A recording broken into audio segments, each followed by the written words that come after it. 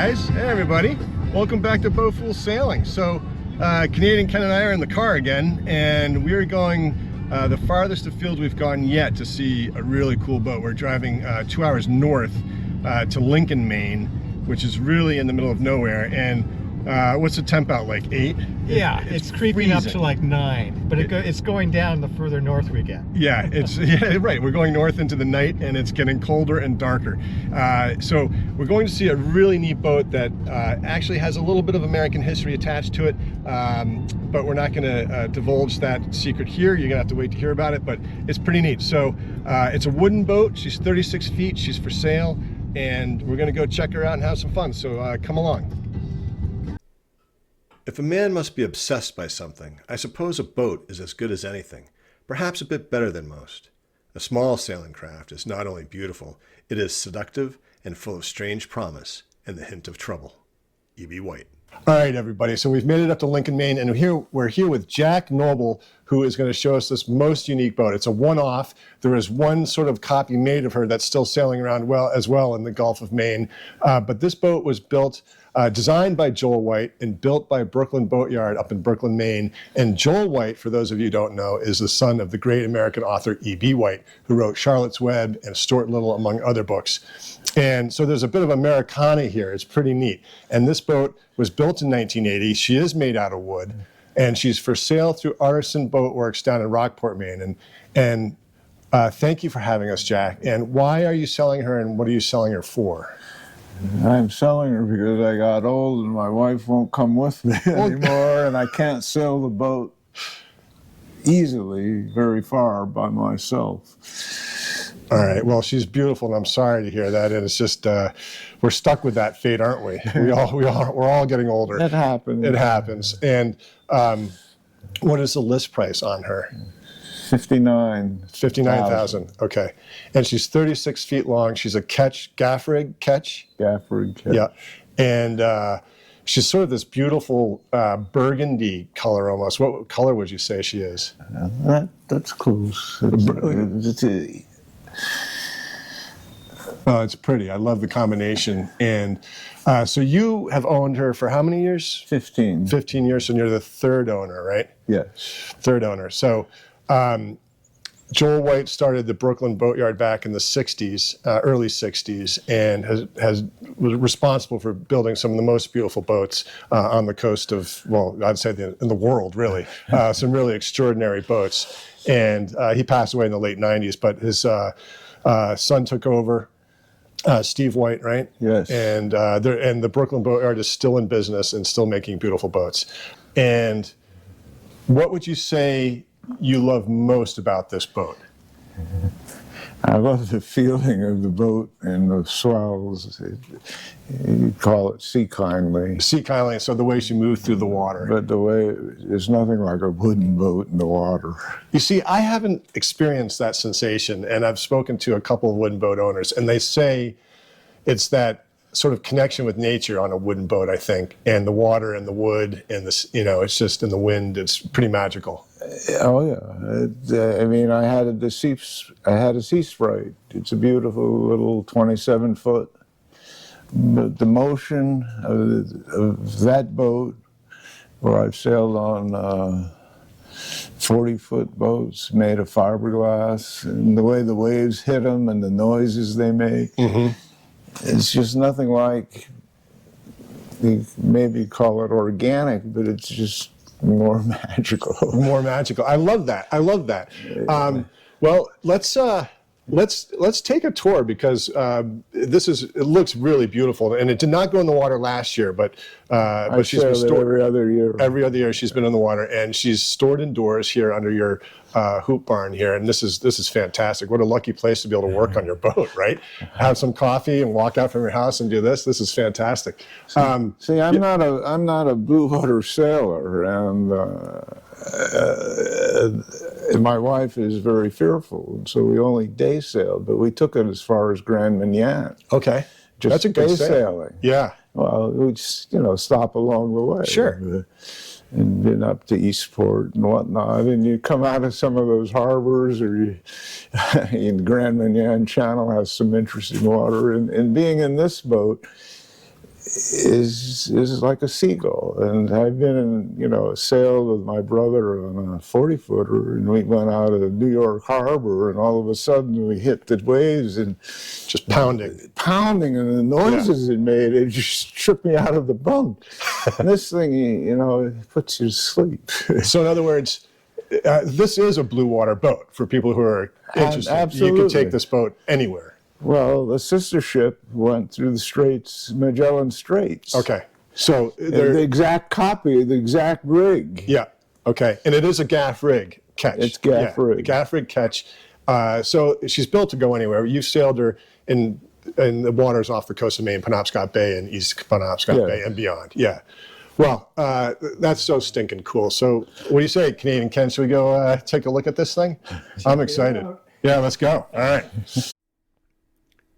All right, so here you have your spars. They're all beautifully varnished. You've got your mast, your main, and your mizzen, and you've got your gaffs and your booms, and they look to be in fantastic shape. But not only that, the shape of this hull is just beautiful. I love the deep bilges on her. You've got a nice protected rudder and a nice protected prop. And coming around the bend here, you see their name is ALISANDE or ALISANDE, depending on your preference. And here are your rat lines for scampering up the mast. So really neat. And she's just, the lines on her are really quite beautiful. And you really need to see it to believe it. The cabin is much larger than the original. This has been extended, it looks like. Yeah, the headroom part of the cabin. Yeah. What they did, this Charlie Noble, I took off. No, it's L-E. I'm E-L. Oh, okay. But right. there used to be a coal stove, and there's a coal scuttle right there. You dump the coal in, and the scuttle is still in there. But when they rebuilt the boat, they took out the coal stove. It's amazing that they were using a coal stove in 1980 or 1981 when this boat was launched. The Boston man was very traditional. I would say. And he had these, if you look at the stanchions, they're custom stanchions. Bronze. And they knock off because he'd knock them off. He wanted them for a showboat. Oh, I see. So you can take these slide them out. I put a set screw in. I can see the set screw. Boat because I wanted to go out in the blue water, and I'm afraid this thing slides right out. That's really neat. But I didn't want, I didn't want to fall overboard. No, nobody does. You know what? For a 36-foot boat, there's a lot of room up here. Oh yeah. Well, to me, 36 is big. 36 is big. This is beautiful, and I love the high bulwarks on this and the rail cap on that. They're really nice. That's beautiful. When the wind kicks up and the boat heels over, it's nice to have. Yeah, a little foothold there if you have to walk up and slide out a little bit. Yep. Wow, this is neat. And big, nice big tiller here. Yep. Beautiful. And it really is done in sort of a traditional way in terms of the blocks you've got back here. But I've never seen lazarettes this big. There's a reason for that. You shouldn't have them this big. You're right, because they just fill up with stuff, right? No. But if you try and open them in a sloppy day, and he didn't even have latches. I added the latches because the guy who commissioned the boat, I don't think was into blue water sailing. Yeah. And I was a wannabe blue water sailor, so I always worried about what happens if a puff hits me or something like that. And you get pooped by a wave and it fills up. So I put the latches in. Okay. But you can tell what his priorities were by the size of the scuppers. They're too small for. Yeah, those are small. They really, you could cross the ocean. This boat doesn't take on water. Right. It's got a nice, decently high freeboard, and it's just the way that when you hit a wave, it doesn't come into the boat. Yeah. It rides over the wave. Yeah. If you had a breaking wave over the stern, which you might have, but I added the latches because I thought you should have latches. That seems like a good idea. Wow, look at that. That is. They used to have a hot water heater, but I had no use for that. Yeah. Took that out, but that's what this thing was. This was the vent for the hot water heater. Oh, interesting. It had a propane heater right down there. Okay. And I didn't like it. I didn't use it, and it got in the way. Yep. And, what's this? This is, That's the bilge pump. that's a bill, okay. That's a great big bilge pump. I was gonna That's a say, serious bilge That's a pump. serious Whale, bill. That's a whale gusher, but I have not seen one like that. That's twice as big as any whale gusher. They don't sell them like that very often. Yeah, I have not seen one that big. That is amazing. But that moves water. I mean, I've never needed it, but I've had, when you put it in, when you first launch the boat, it takes on a lot of water for the first Couple hour. hours. For the first hour, okay. But if the electric pump doesn't work, you could use that. Yeah. So it does have an electric bilge as well. Oh my, yes. That's awesome. This is really neat. Let's This is brand new. Okay. Oh, that's the mast. this is your mizzen mast. Yeah. And this is the Garmin. The chart plotter. Yeah, Okay. I have a little Garmin GPS. chart plotter. Yeah. And those your engine electronics are all right there. Your Well, this is all the engine. Gauges. This is a Yanmar 3YM. 50 horsepower. No, it's 30, which is plenty. Okay. You can drive it into 30 knots or in chop or whatever. You'll still make headway, all right. Oh, easily. You make Yeah. about 5 knots. Okay. And how many hours are on that new Yanmar? 120, I think. Jeez. Okay, so it's brand new. Well, yeah, Essentially. it's just broken in. It's just exactly. It's just broken. warming up. Oh yeah, it's not really broken in, but I mean, the fact that this was made in 1980, I really feel like I'm stepping it's on got foot that was dual built at the turn of the compasses. last century. Yeah. But it just has that old world charm. Yeah. It's got the twin compasses. Okay. The gauges don't all work, Okay. but And your ship's bell. Yep. Yeah. oh yeah, It's just humiliating that we don't have ours on yet. Okay. Our ship's bell is buried in a locker down below. Oh, all right. it has a nice sound. There it is. It's a fog bell. When, yeah. When we go to the regattas, they have at Brooklin. Yep. It's a heck of a bridge deck here. Jeez. Yes, it is. That's nice. It is. It keeps the Keeps nice. any any breaking wave is going to not break. All right, we're going in. It's got a working fridge. You've got refrigeration, It makes a yeah. little bit of ice. Doesn't make a lot of ice, But enough for a rum and tonic. I suppose I don't drink rum. Well, iced tea or whatever it might be. Yeah. So you've got refrigeration. That's fantastic. Wow, it's for a 36-foot boat. There's a fair amount of room down here, I have to say. I have a light, electric light. yeah. I mean, I've got a neon light. Oh, all right. Got a little instant trouble light. Is that an alcohol still? Is this alcohol or is it LP? No. This is propane. Propane. LP. Oh, There's a great. propane tank out there. Oh. That's what the lockers. Oh, I didn't see the tank in the locker. I didn't put. Yeah. I'm using the tank for something else right now. For my generator when the power goes Okay. out. So But you've the got- oven, it's got the oven and the Yeah. stove, and this is the stove top. I made Here, I can take that light the from top, but it's just cutting board on top. an Oh, yeah. ordinary whatever brand it is. Is it Force 10? Yeah, I think so. Yeah, it's gimbling. Nice gimbling. It's locked right And now. it's gimbaled, and I locked it. Yeah. But you can unlock it right here. How much water does she hold? It's got 2 stainless tanks under 40 gallons. So 80 gallons total? No, it's 40 220 220. gallons. Okay, so 40 220. gallons total. Okay. Oh yeah, there's your stainless tank right there. Yeah. Very nice. Yeah, Ken, plenty of headroom. It's like That's what's nice about it. 6'4" headroom in here. The other boat only had headroom at the hatch. Yeah. This is nice. plenty of headroom. You got a nice This comes down if you want to see it. drop leaf table. Pretty. I mean, it's got a little frost on it now. Well, what's the temperature? 8? It's literally 8 degrees out.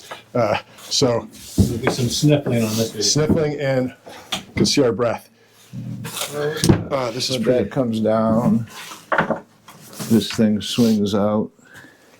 Little arm. This whole thing swings. Oh, I see. Look at that.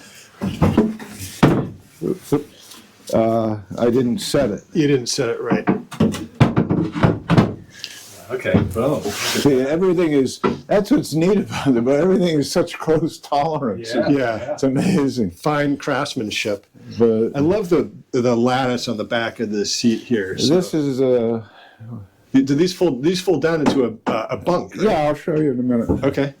Concordia. This is a Concordia. Concordia bird. boat? Is that based on the Concordia boat, or is it? Yeah. Okay, yeah. so it's. I From, guess so. it makes sense. I mean, But I have the cushions, sure.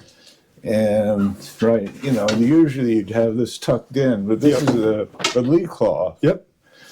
For if you really got out in the ocean, and then you put this down, and Yep.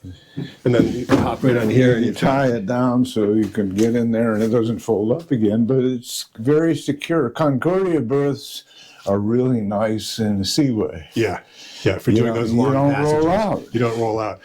And I have not yet seen that. That's really neat. oh, you'll see it on the traditional boats. You haven't been on enough wooden boats. Well, I know that. I'm trying to get on more wooden boats. We were just talking about that on the way up here, that we don't get on a lot of wooden boats, but they're really.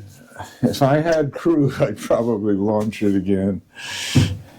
Steady crew. Yeah. Because it really is. You can.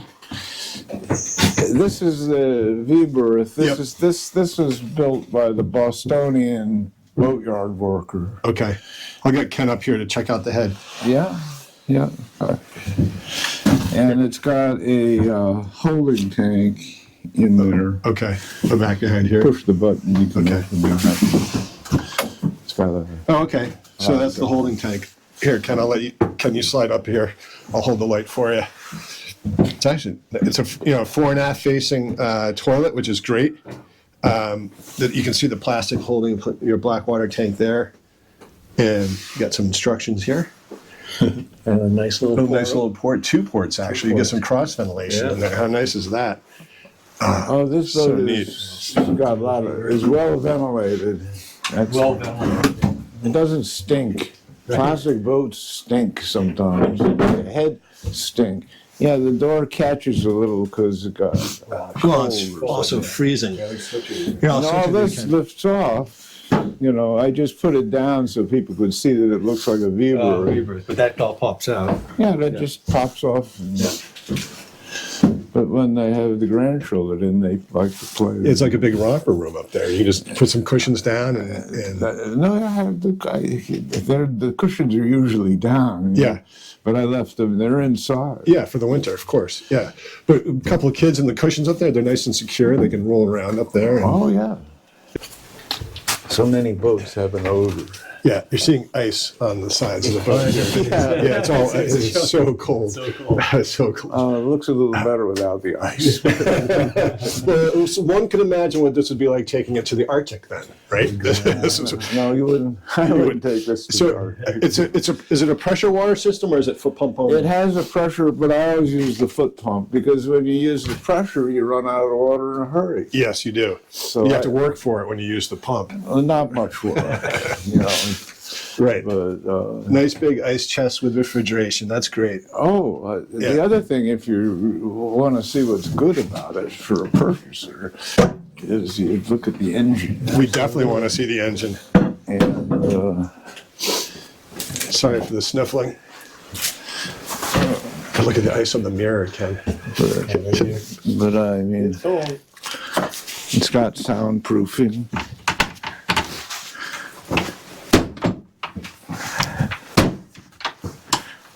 And this engine is a lot smaller and physically smaller physically than the and it's got the hot water tap if you want to have hot water. Oh, heats off the engine. Yeah, you could put a. All right, so you've got dual fuel filters on here. I don't know if you can see that. That's great. I rigged the old engine with dual filter, with my version of a dual filter system. So they put the new engine in. Seal Cove did the work, Bob Vaughn's company, and so they put in a more professional. We have the same thing on our boat, and it's nice to have. We haven't had to use it yet. I've never. I mean, the engine only has 100 hours of it. And I don't really get out of nasty stuff, and I buy fuel from, it's got a stainless tank, so I never had dirty fuel. Yeah, but I thought it was a good idea to have in case I ever, got to go sailing far away. Yeah. No, that's fantastic. That's a nice setup, and I don't think we've seen an engine that's this new. No. So it's nice to see one. So 120 hours, 30 horsepower. It's 2 years old. I mean, 2 years old. It's only 2 years old. So how does it even have 120 hours on it? We only put like 25 hours on our engine last summer. I motored a lot for the first year or two. Fair enough. Fair enough. I wanted to break it in. Right. Well, that's beautiful. What a nice setup and great access in there. And it has very good access. Anyway. Look at this attention to detail. Actually, I did fan. I love that for Little seagulls. seagulls. Yeah, that's really clever. Beautiful. Nice and feature. You get to meet people. Yeah. When you have a wooden boat, I guess. Right. How neat is this? Can we open up one of the bilges to look in? Oh, yeah. Is there a bilge key? Very nice. How many bilges do you want to see? The most interesting one. Most interesting deal. I don't know. So we need a key on our boat. Like we're using a screwdriver. Yeah, that's Now watch your toes. I'll open them. Sure. So But you can open them. It goes all the way up. Yeah. Well, But there's your fuel. I mean, Your electric bilge. water pump. When they redid the interior in 1990, they added internal ballast. If you look forward up there in the anchor locker, you'll see a lot of lead. and is this lead right here too? This is also lead. Wow, look at But that. most of the weight is in the keel. Yeah. Right. But they moved the engine back, so they had to put weight forward. The And counterbalance. they Yeah. put this in, and then they put that in. But it gives you access to the keel bolts, Yeah. the bronze keel bolts. Yeah. And Doesn't look like it's going anywhere. no. solid. And there's your electric bilge there. Yeah, if I had two, and then I took one out. Yep. It didn't really need it. That's neat. All right, cool. And, I'll put that back. yeah. And you could go all the way forward if you wanted to. Pick it, because this opens up all the way forward. But you can see the size of the key. Yeah, no, it's Wood. This is the oak from Boston. That's the. oh, okay. So the This floor the is top oak. of the oak from Okay. Boston. So our listeners haven't heard that story yet, but the guy who commissioned the building of this boat originally came from Boston, and he cut down an oak tree in his yard and brought it up to the Brooklyn Boat Yard, and that is what we're seeing here as part of the sole floor. No, the keel. Oh, the keel. The keel. Sorry, The I keel. got that wrong. This is red pine. This is fine. Yeah. I don't know my woods. Okay, so this is red pine, and so the keel is the oak from The Massachusetts. keel is, 6 or 8 inches. I Yeah. think it's 8 inches Yeah. on top. So that was the oak tree from Massachusetts. Yes, carved up in Brooklyn Boat Yard. That's amazing. So the guy brought a tree all the way from Massachusetts From to Brookline to Brooklyn. right from Brookline, Mass to Brooklyn, Maine. That's neat. And this is butternut here. Oh, that's butternut. Huh? Wow. Yeah. Ken, you're an architect. You should have known I that. don't know butternut. I'm not familiar. That's really That's really pretty. pretty. Yeah, the Yeah. details. A lot of the And nice handholds up here. You see these? Oh yeah. Yeah. But that it's just nice. It is nice. It's like sitting in a nice with wooden ice. den. It is like sitting in a nice wooden den. I bet this is nice and cozy when you have your cushions down. I'm trying to imagine this on a nice, in a nice cove on a summer day in the evening, all cozy down here. You got something on the oven. Yeah, we used to keep it in the water. We put in and early June and take it out.